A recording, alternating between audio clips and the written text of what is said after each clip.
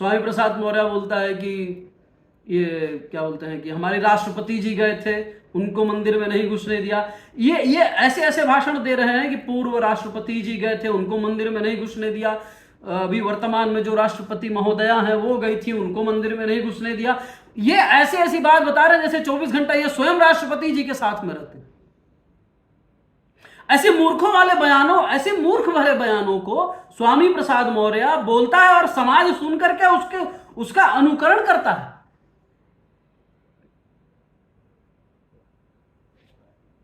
बुद्ध धर्म के अनुयायियों को एक यह बात पता होनी चाहिए कि आप सवर्णों का विरोध करते हैं, चाहे वो एससी ही क्यों ना हो, क्योंकि बाबा साहब अंबेडकर जी ने अपनी किताब में यह लिखा था।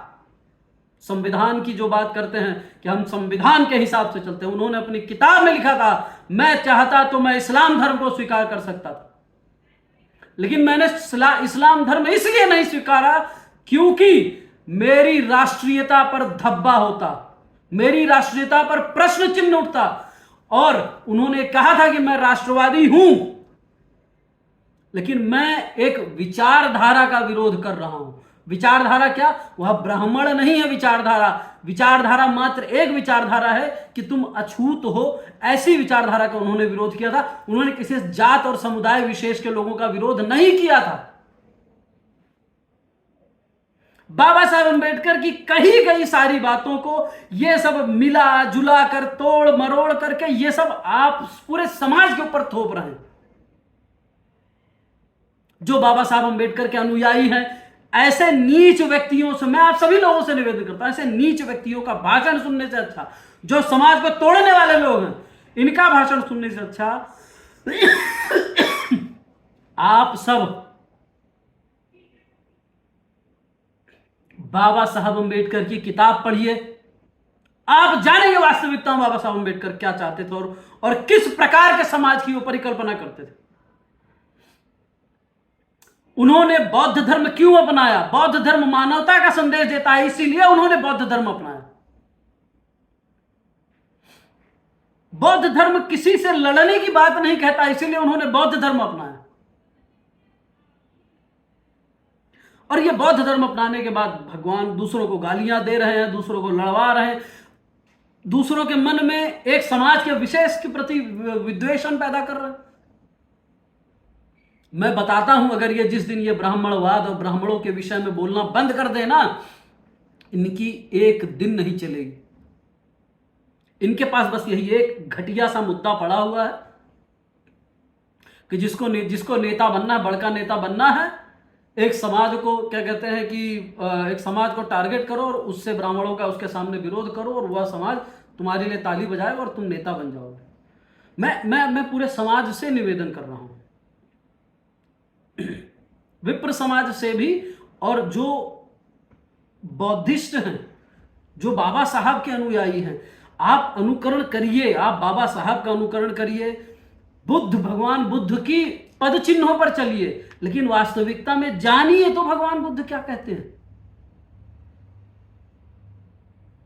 उन्होंने तो कभी यही नहीं कहा कि भगवान की पूजा मत करो।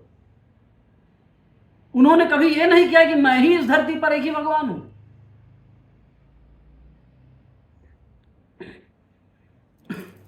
स्वामी प्रसाद मौर्य को मैं सीधा सीधा संदेश देता हूं, स्वामी प्रसाद मौर्य, तुम्हारे जैसे घटिया, नीच और दलिद्र किस्म के व्यक्ति, वास्तविकता में इस धरती पर कोई शूद्र नहीं है। तुम्हारी मानसिकता शूद्र वाली है। तुम अपनी इस घटिया मानसिकता से लोगों को बरगला रहे हो, लोगों को परेशान, लोगों को एक समाज के प्रति उनके मन में गलत भावनाएं पैदा कर रहे हो, और यह बहुत ही निंदनीय है।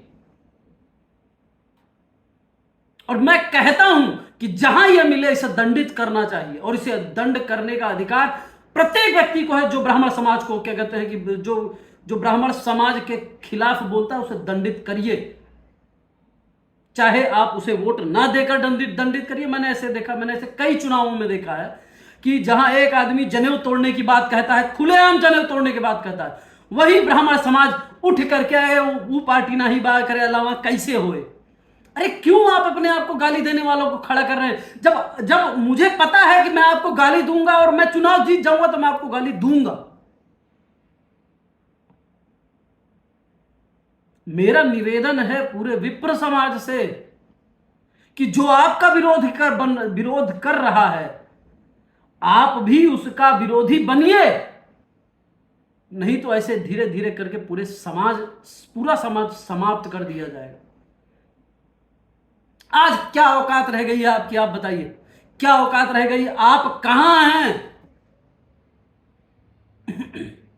पूरे उत्तर प्रदेश में वर्तमान सरकार की बात कर रहा हूं, गिने चुने गिनतियों में हो, और जो गिने चुने 2-4 लोग बचे हैं ना, वो डरते हैं कि अगर तुम्हारे पक्ष में भाषण कर देंगे, ब्राह्मण समाज के पक्ष में अगर कोई बात बोल देंगे, कल हमारा टिकट कट जाएगा।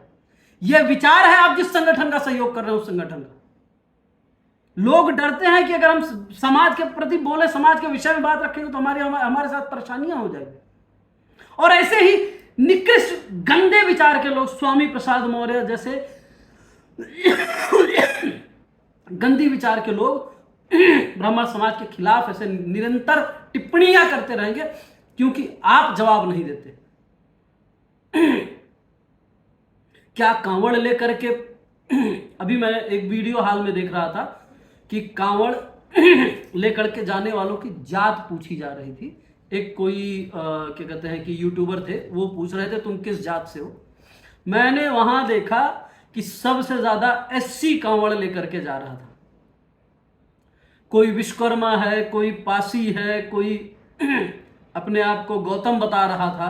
तो ऐसे ऐसे हर समाज के व्यक्ति कांवड़ लेकर के मंदिर जा रहे हैं। अगर ऐसी अत्याचार होती मंदिरों में तो कहां एससी क्या कहते हैं मंदिरों में ले जाकर के कांवड़ ले जाकर के जल चढ़ाता वहां। स्वामी प्रसाद मौर्य से पूछिए कि तुम मूर्ख व्यक्ति, तुम किसी भी मंदिर में, इस देश के किसी भी मंदिर में किसी एक एससी को लेकर के, सबसे नीची जात वाले व्यक्ति को, जो तुमको लगता है कि सबसे नीच यही है, सबसे छोटी जात हो, जिसको समाज बोलता है इससे बड़ा अछूत कोई नहीं है, किसी एक बड़े तीर्थ में ले जाकर के उसको अंदर घुसा दो। अगर किसी पंडित ने रोक दिया तब आप बताइएगा। ये सारी चीजें मात्र और मात्र समाज में द्वेष पैदा करने की बात है, क्योंकि ऐसी कोई भी किसी की विचारधारा नहीं है। हम जितने हिंदू हैं, हम अपने आराध्य देव को मानते हैं। कुछ प्रथाएं हैं, कुछ कुप्रथाएं हैं, उन्हें हमें समाप्त करने की आवश्यकता है, ना कि उन कुप्रथाओं की वजह से दूसरे समाज पर टिप्पणी करके दूसरे समाज को गंदा बताने की आवश्यकता है। मैं स्वामी प्रसाद मौर्य से बोलता हूं, तुम जितने आदमी, जितने एससीओं को तुमको लगता है कि शोषित वंचित हैं, इनके साथ बहुत अत्याचार हुआ है, अरे भाई अत्याचार अगर हुआ होता, कुआं खोदने वाले जो होते हैं वो छोटी जात से आते हैं।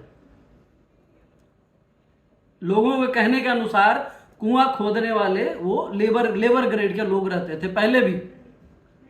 भाई अगर ब्राह्मणों ने इतना अत्याचार किया, अगर सवर्णों ने इतना अत्याचार किया है, तो आपने हमारे कुएं खोदे, आपने हमारे कुएं खोदने के बाद, उसी कुएं में खोदने के बाद भाई आपका पैर पड़ा उसी कुएं के अंदर, आपके पसीने गिरे हैं उसी कुएं के अंदर, आपकी मेहनत लगी है उसी कुएं के अंदर, और उसी कुएं में जब पानी इकट्ठा होता है तो वही पैर, वही मेहनत, वही पानी को तो हम पी रहे थे। कहां हमने आपका विरोध किया?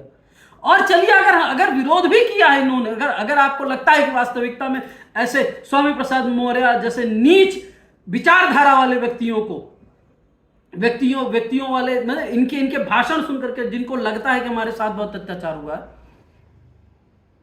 क्या आप अगर सवर्णों के कुआं खोद सकते तो क्या आप अपना कुआं खोद के पानी नहीं पी सकते थे?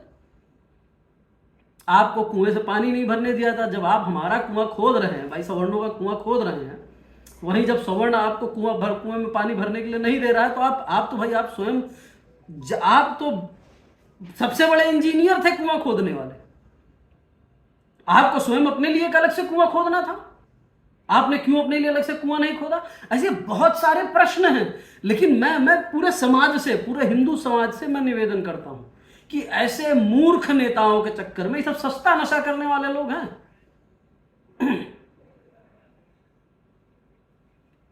अगर ये वास्तविकता में होश में रहते ना, अगर ये आज स्वामी प्रसाद मौर्य के जो पूर्वज है ना, वो रो रहे होंगे, बिलख रहे होंगे, क्योंकि स्वामी जो है ये भी भगवान का नाम है। इनको जो नाम दिएगा वो भी किसी ब्राह्मण ने नाम दिया होगा। इनका एक वीडियो मेरे पास पड़ा हुआ था। ये बोलते हैं ना कि हम बहुत बड़े, क्या कहते हैं कि बौद्ध धर्म के अनुयायी हैं, बौद्ध धर्म के लोग पूजा नहीं करते हैं, ये है वो है, बहुत सारी चीजें। तो मैं इनके ट्विटर हैंडल के थ्रू जा रहा था। तो ये पूरे समाज को मूर्ख बना रहे हैं, क्योंकि स्वामी प्रसाद मौर्य स्वयं पूजा करते हैं। कि भले दिखाने के लिए बौद्ध धर्म अपना लियो, भगवान को मानते हैं। क्यों मानते हैं?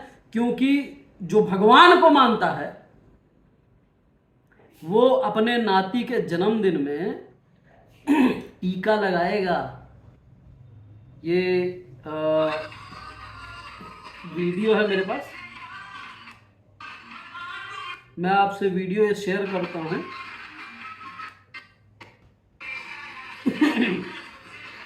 ये देखिए,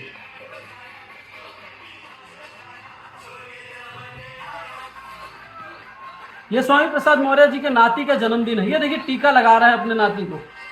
स्वामी प्रसाद मौर्य जी की पत्नी है। अब ये स्वयं स्वामी प्रसाद मौर्य जी अपने सभी बच्चों को टीका लगा रहे हैं। ये टीका लगाना हम ब्राह्मणों ने सिखाया है कि माथे में कुछ भी होने से पहले आपको टीका लगाना है। पड़ोसी ने, किसी ने नहीं बताया। ये देखिए, ये आप पूरे समाज को मूर्ख बना रहे हैं कि ये टीका लगा। देख रहे हैं, अपने बेटे को लगाया उन्होंने, अपने नाती को लगाया।